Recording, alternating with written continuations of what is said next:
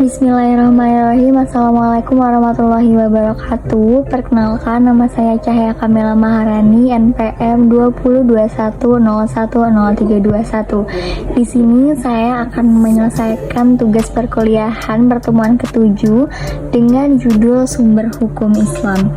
Seperti yang telah diberi materi pada minggu yang lalu, yang pertama, sumber hukum Islam adalah Al-Quran. Al-Quran berkedudukan sebagai sumber pertama dan utama dalam hukum Islam. Kedudukan ini mengharuskan umat Islam memahami pesan-pesan yang dikandungnya untuk dilaksanakan dalam kehidupan.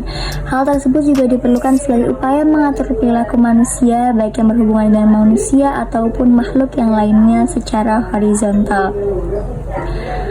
Al-Quran sendiri pada jumlah ayatnya lebih dari 30 kali ditemukan perintah mematuhi Allah dalam Al-Quran. Bahkan meninggalkan aturan yang disebutkan Al-Quran akan membawa akibat meningkatnya kejahatan yang dilakukan oleh manusia. Yang kedua yaitu As-Sunnah. Pada uraian sebelumnya telah dijelaskan bahwa Al-Quran sebagai sumber utama dan yang paling utama dari hukum Islam yang bersifat global yang membutuhkan penjelasan secara operasional. Namun Nabi Muhammad SAW sebagai penyampai ajaran Al-Quran diberi otoritas oleh Tuhan untuk menjelaskan lebih lanjut apa yang telah diwahyukan kepadanya yang disebut oleh sunnah. Selanjutnya yaitu akal dan proyeksi ijtihad. Pengertian akal menurut Al-Quran lebih khususnya menurut pengertian pra-Islam yaitu bahwa memerhatikan alam sekitarnya dengan otak, yang mana otak adalah organ tubuh akal.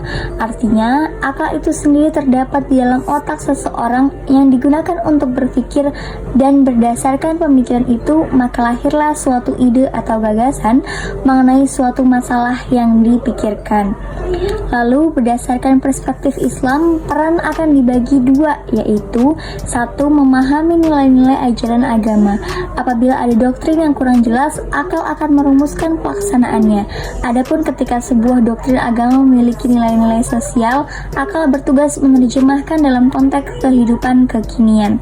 Yang kedua, akal bertugas memilih dan menyeleksi doktrin agama.